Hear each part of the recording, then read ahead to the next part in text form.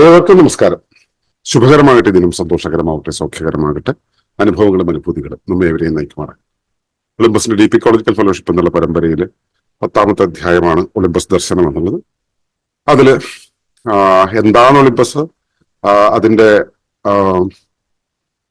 ഉദ്ദേശ്യം എന്താണ്, അതിന്റെ എവിടുന്നാണ് ഉണ്ടായത്, ചരിത്രം എന്താണ് എന്നുള്ള കാര്യങ്ങളെല്ലാം നമ്മൾ ചർച്ച ചെയ്തു.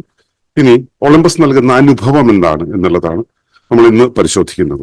അതിനെക്കുറിച്ച് ഇവിടെ പറയുന്നത് ഈ വിധമാണ്. Olympus experience awakens self-realization, revealing nature's path for you. Olympus അനുഭവം, ആത്മസാക്ഷാത്കാരം എന്നതും ആഴപ്രകൃതി സാക്ഷാത്കാരം എന്നതും പ്രകൃതിയോടൊപ്പം ധാർമ്മികതയോടും ആദരവോടും അറിവോടെയും ജീവിക്കാനുള്ള ആന്തരികമായ വഴക്കമാണ്. ഈ സാക്ഷാത്കാരം എന്നത് നിങ്ങൾ എവിടെയാണ് നിലകൊള്ളുന്നത് എന്നും നിങ്ങൾക്കറിയാവുന്നത് എന്താണെന്നും തിരിച്ചറിയുന്നതിനെ കുറിച്ചാണ്. ഒളിമ്പസ് ഇത് അതുല്യവും ആഴമുള്ളതും ആയ ഒരു അനുഭവം നൽകി മനോഹരമായി അവതരിപ്പിക്കുന്നു. തോറോയ്ക്ക് ഗാന്ധിജിയെയും മറ്റും പ്രചോദിപ്പിക്കാൻ കഴിഞ്ഞതുപോലെ പ്രകൃതിയെ കേൾക്കാൻ കാതോർത്തിരിക്കുന്നവർക്കുള്ളിൽ പാരിസ്ഥിതികാത്മീയതയെ ഉണർത്തുവാൻ ഒളിമ്പസിന് കഴിയും. ഇത് അനുവാചകന്റെ അഥവാ സാധകന്റെ ശരീരത്തിലും മനസ്സിലും ആത്മാവിലും ഉള്ള ശേഷികളെയും പരിമിതികളെയും ബോധ്യമാക്കുന്നു. അവയുടെ തരം, അളവ്, ഗുണം, രൂപകൽപ്പന എന്നിവയെ വെളിവാക്കുന്നു. സർവോപരി ഉദ്ദേശ്യം, നിയതി, പ്രകൃതി കൽപ്പിക്കുന്ന ധർമ്മമാർഗം എന്നിവ കണ്ടെത്താൻ സഹായിക്കുന്നു. ഈ മാനങ്ങൾ ആന്തരികവും ബാഹ്യവുമായ വ്യവസ്ഥകളിലും കൂടി കണ്ടെത്താൻ സഹായിക്കുന്നതിലൂടെ ആണ് ഒളിമ്പസ് ബോധിതനിൽ ആഴപ്രകൃതി സാക്ഷാത്കാരത്തെ ഉണർത്തുന്നത്.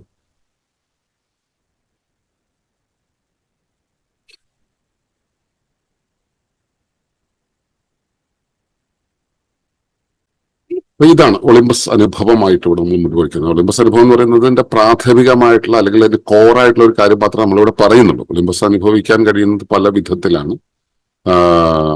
എങ്കിലും നമ്മളിവിടെ പ്രാഥമികമായിട്ട് പറയുന്ന ഒരു കാര്യം എന്ന് വെച്ചാൽ ഒളിമ്പസിലൂടെ നമുക്ക് നേടാൻ കഴിയുന്നത് ഡീപിക്കോളജിക്കൽ സെൽഫ് റിയലൈസേഷൻ ആണെന്ന് നമ്മൾ പറയാറുണ്ട് സ്ഥിരമായിട്ട്. അപ്പോ ഈ ആത്മസാക്ഷാത്കാരം എന്ന് പറയുന്ന ആ ഒന്ന്, അത് എന്താണ്? ഡീപിക്കോളജിക്കൽ ആയിട്ടുള്ള ആത്മസാക്ഷാത്കാരം അല്ലെങ്കിൽ സാക്ഷാത്കാരം എന്ന് പറയുന്നത് എന്താണ് എന്നുള്ളതാണ് ആദ്യം നമ്മൾ മനസ്സിലാക്കേണ്ടത്. അതായത് പ്രകൃതിയുടെ ഒരു ഭാഗമാണ് നമ്മൾ, പ്രകൃതിക്കകത്താണ് ജീവിക്കുന്നത്, പ്രകൃതിയാണ് നമ്മൾ. അപ്പോ പ്രകൃതിയായി ജീവിക്കുമ്പോഴും ഞാൻ എന്നുള്ള ആ ബോധം, അഹംബോധം നമ്മുടെ ഉള്ളിൽ നിലനിൽക്കുന്നിടത്തോളം കാലം പ്രകൃതിയിൽ നിന്നും വേറിട്ടൊരു സത്തയായി ബോധ്യപ്പെടാനുള്ള ഒരു പ്രവണത, ഒരു ത്വര നമ്മുടെ ഉള്ളിൽ ഉണ്ടായിരിക്കും. അതുകൊണ്ടാണ് നമ്മൾ ചുറ്റുപാടുമുള്ളതിനെ പ്രകൃതി എന്നും നമ്മളെ അതിൽ നിന്നും മാറി നമുക്കറിയാവുന്ന വികൃതി മുഴുവൻ കാണിച്ച് നമ്മളായതുകൊണ്ട് നമ്മളെ വികൃതി എന്നും കരുതുന്നത്. അത് പ്രകൃതിയും ഇത് വികൃതിയുമായിട്ട് ഓരോരുത്തർക്കും ബുദ്ധിമാണ്. ബാക്കിയെല്ലാം പ്രകൃതിയാണ്, ബാക്കിയെല്ലാം സ്വാഭാവികമാണ്. നമ്മൾ മാത്രമാണ് അതിൽ നിന്നും കൃതത്തിൽ നിന്നും വ്യതിചലിച്ചു പോകുന്നത്. അതുകൊണ്ടാണ് നമ്മൾ വികൃതി എന്ന് നമുക്ക് വിളിക്കാവുന്നത്. അപ്പോ ആ പ്രകൃതിയോടൊപ്പം, നമുക്ക് ചുറ്റുമുള്ള പ്രകൃതിയോടൊപ്പം ധാർമ്മികതയോടെ, ആദരവോടെ, അറിവോടെ ജീവിക്കാനുള്ള ഒരു വഴക്കം നമുക്കുണ്ടാവണം, അല്ലെ? നമ്മുടെ അവയവത്തിന്, എന്റെ ശരീരത്തോട് ചേർത്ത് പോകാനുള്ള വഴക്കം ഉണ്ടാകുമ്പോഴാണ് അവയവത്തിന്റെ ധർമ്മം മുൻപോട്ട് കൊണ്ടുപോകാൻ കഴിയുക. ഞാൻ പറയുന്നത് അവയവം കേൾക്കണമെങ്കിൽ അവയവത്തിന് എന്നോട്, എന്റെ ശരീരത്തോട് ആദരവുണ്ടാവണം. ഞാൻ എന്നുള്ളത് ഉണ്ടെന്നുള്ള അറിവുണ്ടാകണം. അത് പ്രാഥമികമായിട്ടുണ്ടാകേണ്ട അറിവാണ്. അതിനുശേഷമാണ് ആ ആദരവുണ്ടാവേണ്ടത്. പിന്നെയാണ് അതിന്റെ ധർമ്മത്തെ ഏറ്റെടുക്കാനുള്ള ഒരു പ്രവണത ഉണ്ടാവുന്നത്.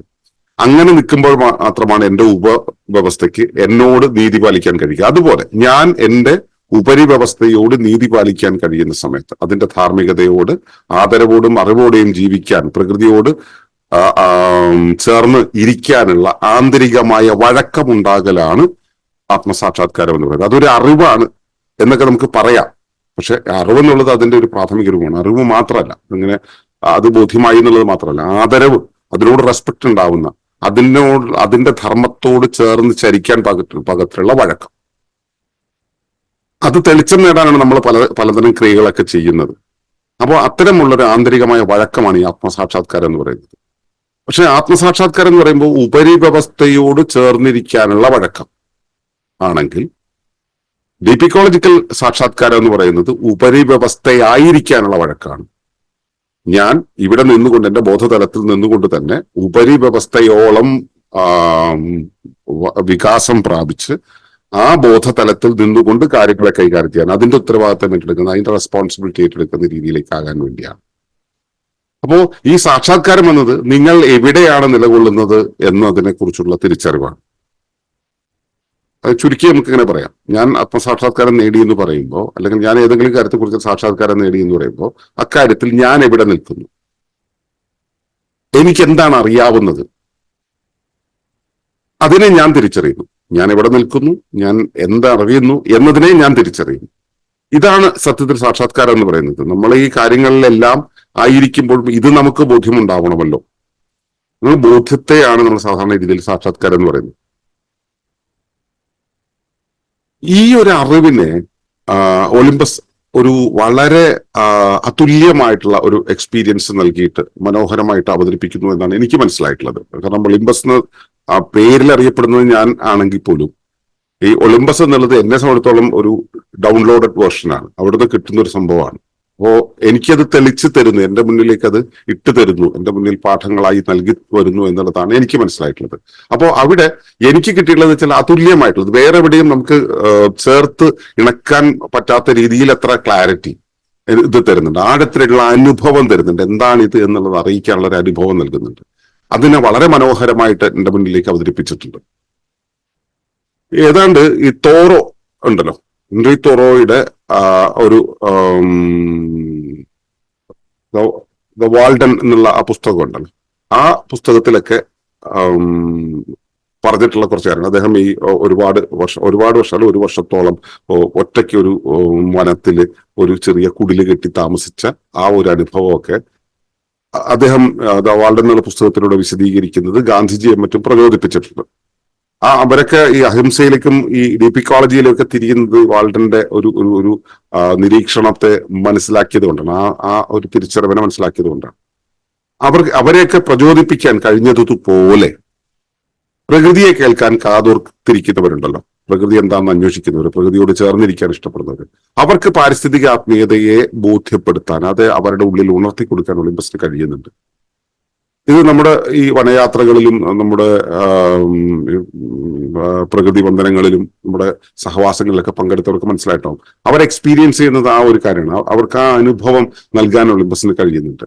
ഈ അനുഭവം എവിടെ നിന്നാണ് വരുന്നത് വെച്ചാൽ അവനവന്റെ അകത്തുനിന്നാണ്. അവനവന്റെ അകത്തുള്ളതിനെ ഉണർത്താനാണ് ഒളിമ്പസിന് കഴിയുന്നത്, ആ അനുഭവം നൽകി ഉണർത്താൻ. അപ്പൊ അതിനൊരു പശ്ചാത്തലമാകാൻ അത് കഴിയുന്നുണ്ട്. ഇത് അനുവാചകന്റെ അല്ലെങ്കിൽ സാധകന്റെ, ഇത് കിട്ടുന്ന ഒരാളെ നമ്മൾ അനുവാചകൻ, ഒളിമ്പസ് കേട്ടിരിക്കുന്ന ഒരാൾ അനുവാചകൻ എന്ന് പറയാം. പക്ഷെ ഒളിമ്പസ് പറയുന്ന രീതിയിൽ അയാൾ കാര്യങ്ങൾ ചെയ്തു തുടങ്ങുമ്പോൾ നമ്മൾ സാധകൻ എന്നാണ് വിളിക്കുക. അപ്പൊ സാധകന്റെ ശരീരത്തിലും മനസ്സിലും ആത്മാവിലുമുള്ള ശേഷികളെ കൃത്യമായിട്ട് ബോധ്യപ്പെടുത്തി കൊടുക്കും. ശരീരത്തിലുള്ള ശേഷികളെ ബോധ്യപ്പെടുത്തും, മനസ്സിലുള്ള ശേഷികൾ അതിന് ഗ്രാസ്പ് ചെയ്യാൻ, അതിനനുസരിച്ച് ക്രമപ്പെട്ട് ആസൂത്രണം ചെയ്യാനുള്ള ഒരവസ്ഥ. അതുപോലെ തന്നെ നമ്മുടെ ആ ഒരു സെൽഫ് ഓർഗനൈസേഷന്റെ ഒരു അവസ്ഥയുണ്ടല്ലോ, നമ്മുടെ ബോധത്തെ സംശീകരിച്ച് വെച്ചിട്ടുള്ള ഒരു അവസ്ഥയുണ്ടല്ലോ. ഇതെല്ലാം കൂടെ ചേർന്നിട്ടുള്ള ഒരു അവസ്ഥയിൽ അതിന്റെ ശേഷികൾ എന്താണ്, നമുക്കൊരു കാര്യത്തെ കണ്ടു കഴിഞ്ഞാൽ അതിന് കൃത്യമായിട്ട് കൺസീവ് ചെയ്യാൻ പറ്റുന്നുണ്ടോ, അല്ലെങ്കിൽ എത്രത്തോളം കൺസീവ് ചെയ്യാൻ പറ്റുന്നുണ്ട്, എത്രത്തോളം കൺസീവ് ചെയ്യാൻ പറ്റുന്നില്ല എന്ന കാര്യത്തെ ബോധ്യപ്പെടുത്താൻ ഒളിമ്പസിന് കഴിയുന്നുണ്ട് എന്ന് പറയുന്നത് എല്ലാവരും കഴിഞ്ഞിട്ടുണ്ട് എന്നല്ല അതിനർത്ഥം. ഒട്ടേറെ പേരിൽ അത് ഉണ്ടാക്കിയെടുക്കാൻ, ഉണർത്തിയെടുക്കാൻ കഴിയും. ഒളിമ്പസിനെ റിസീവ് ചെയ്യാൻ തയ്യാറായിട്ടുള്ളവർക്ക് അത് കിട്ടുന്നുണ്ട്. ഒളിമ്പസിനെ റിസീവ് ചെയ്യാൻ തയ്യാറല്ലാതെ ഒളിമ്പസ് എന്ന് പറയുന്നതിനെ കൊണ്ടു നടക്കാൻ പോകുന്ന ആളുകൾക്ക് ഇതൊട്ടും മനസ്സിലാവുകയില്ല, അത് എന്താ സംഭവം മനസ്സിലാവില്ല. അപ്പോൾ ശരീരത്തിലും മനസ്സിലും ആത്മാവിലും അത് എന്ത് ശേഷിയാണുള്ളത്, എന്ത് പരിമിതിയാണുള്ളത് എന്നുള്ളത് കൃത്യമായിട്ട് ബോധ്യപ്പെടാൻ ഒളിമ്പസിന്റെ പ്രാക്ടീസുകൾക്ക് നിങ്ങളെ സഹായിക്കാൻ കഴിയും. ഇനി ഈ ശേഷികളുണ്ടല്ലോ, മനസ്സ്, ശരീരം, ആത്മാവ് തുടങ്ങിയ കാര്യത്തിലെ ശേഷികളുണ്ടല്ലോ, അവ ഏത് ടൈപ്പാണ്, എന്ത് തരം ശേഷിയാണ്, എന്താണ് അതിന്റെ അളവ്? ഇപ്പൊ ഉദാഹരണത്തിന് താളബോധമാണെങ്കിൽ താളം എന്ന് പറയുന്നത്, ഇപ്പൊ യുക്തിബോധമാണെങ്കിൽ യുക്തി, താളമോ യുക്തിയോ എന്നുള്ള വേർതിരിച്ച് കാണാനുള്ള ഇത് തരം തിരിക്കാൻ നമുക്കുള്ളൊരു ബോധ്യം ഒളിമ്പസ് നൽകുന്നുണ്ട്. അപ്പൊ താളം എന്നുള്ളത് അതാണ് തരം. അത് എത്രത്തോളം ഉണ്ട്, അതിന്റെ അളവ്, അതിന്റെ ഗുണം, അത് എന്തൊക്കെ ആട്രിബ്യൂട്ട്സ് ഉണ്ട്. ഇപ്പൊ താളമാണ് ഉള്ളതെങ്കിൽ അതിന്റെ ആട്രിബ്യൂട്ട്സ് എന്തൊക്കെയാണ്? താളമാണെങ്കിൽ പശ്ചിമ കൂടുതലായിരിക്കും, യുക്തിയാണെങ്കിൽ പശ്ചിമ വളരെ കുറഞ്ഞ വിഭ്രംശം കൂടുതലായിരിക്കും. അങ്ങനെയുള്ളതിന്റെ രൂപകൽപ്പന എങ്ങനെയായിരിക്കും? ഇപ്പോൾ ശരീരത്തില് ഫ്ലഷി ആയിട്ടുള്ള മാംസ പ്രദേശങ്ങൾ കാണുന്നുണ്ടെന്നുണ്ടെങ്കിൽ അവരുടെ ഉള്ളില് ഈ ഡെപ്പോസിറ്റ് കൂടുതലാണ്, അവർക്ക് കൂടുതൽ എന്താ പറയുക ഭൂമി തത്വം കൂടുതലാണ്. അവരുടെ താളാത്മകത കൂടുതലാണ്, പശ്ചിമ കൂടുതലാണ് എന്ന രീതിയിൽ. അപ്പൊ അവരുടെ രൂപകൽപ്പന ഏത് രൂപത്തിലായിരിക്കും എന്ന് തുടങ്ങിയ ഒട്ടേറെ കാര്യങ്ങൾ ഒളിമ്പസ് കൃത്യമായിട്ട് ഒരാൾക്ക് ബോധ്യപ്പെടുത്തി കൊടുക്കും. നമ്മൾ അതിനകത്തൂടെ കടന്നു പോകുന്നവർക്കാണ് അത് ബോധ്യമാവുക മാത്രം. ഇതും മാത്രമല്ല, ഈ സത്തയുടെ അല്ലെങ്കിൽ വ്യക്തിയുടെ, ഞാനെന്ന വ്യക്തിയുടെ ഉദ്ദേശ്യം എന്താണ്, എന്റെ പർപ്പസ് എന്താണ്, എന്റെ മുന്നിലേക്ക് വരുന്ന നിയതിയെ ഞാൻ എങ്ങനെയാണ് എടുക്കേണ്ടത്, എങ്ങനെയാണ് ഞാൻ അതിനെ തിരിച്ചറിഞ്ഞ് ഇന്റർപ്രറ്റ് ചെയ്യേണ്ടത്, അതുപോലെ തന്നെ അതിന് പ്രകൃതി കൽപ്പിക്കുന്ന എനിക്ക് നൽകുന്ന ധർമ്മമാർഗം എന്താണ്, ഏതു വഴിയാണ് പോകേണ്ടത് എന്ന് തുടങ്ങിയ കാര്യങ്ങൾ, ധർമ്മമാർഗം തുടങ്ങിയ കാര്യങ്ങളെ കണ്ടെത്താനും ഒളിമ്പസ് കൃത്യമായിട്ട് സഹായിക്കും.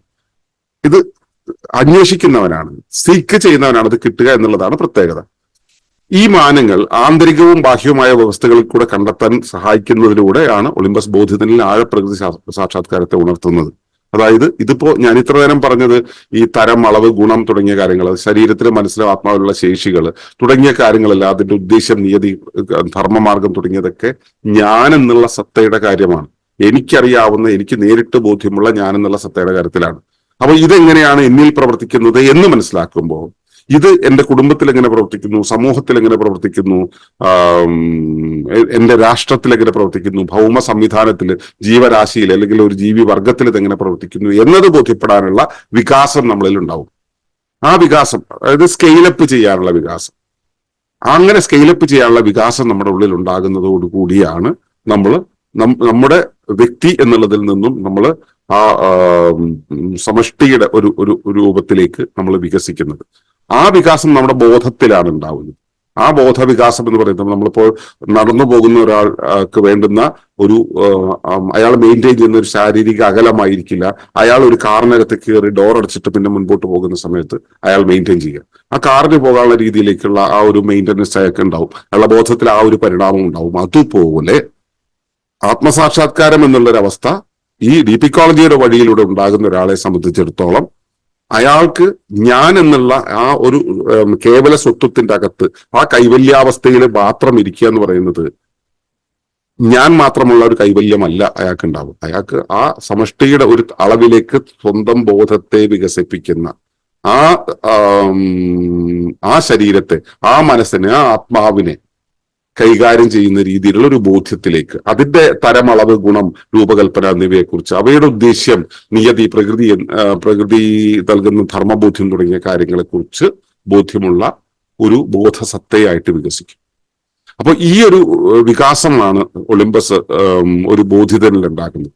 അതിന്റെ കാര്യം എന്താണെന്ന് വെച്ച് കഴിഞ്ഞാൽ, ഇത്രയും വികസിച്ച ഒരു ആത്മബോധ്യം ഉണ്ടാകണമെന്ന് പറയുന്നത് എന്താ വെച്ചാൽ, നമ്മൾ സുസ്ഥിരതയെ കുറിച്ചാണ് പറയുന്നത്. ഒരു സുസ്ഥിര ജീവന സമൂഹം ഉണ്ടാകുമ്പോൾ, ഒരു മാതൃകാ രൂപം ഉണ്ടാകുമ്പോൾ, ഒരു മാതൃകാ പ്രകൃതി രാഷ്ട്രം എന്ന രീതിയിൽ നമ്മളതിനെ വിഭാവന ചെയ്യുമ്പോൾ അവിടെ എത്തണമെങ്കിൽ പ്രകൃതിയുടെ നിയമങ്ങൾക്കനുസരിച്ചുള്ള ഒരു ബോധ വികാസം നമ്മുടെ ഉള്ളിൽ ഉണ്ടാവണം. അതിന് ഇത്രയേറെ ആട്രിബ്യൂട്ട്സിനെ നമ്മൾ അറിഞ്ഞേ പറ്റും, അതിനെ കൈകാര്യം ചെയ്തേ പറ്റും. അതിനു വേണ്ടിയുള്ള ഒരു ബോധ്യം നൽകാൻ ഒളിമ്പസിന് കഴിയുന്നുണ്ട് എന്നുള്ളതാണ് എന്റെ അനുഭവം. ഈ അനുഭവമാണ് ഞാൻ നിങ്ങൾക്ക് ഈ ഡീപിക്കോളജിക്കൽ ഫെലോഷിപ്പ് വഴി പകരുന്നത്. അത് സ്വീകരിക്കാനുള്ള പാകം, സന്നദ്ധത, സന്ദർഭം എല്ലാം നിങ്ങൾക്കും കിട്ടുമാറാകട്ടെ എന്ന് പ്രാർത്ഥിക്കുകയാണ്. നന്ദി, നമസ്കാരം.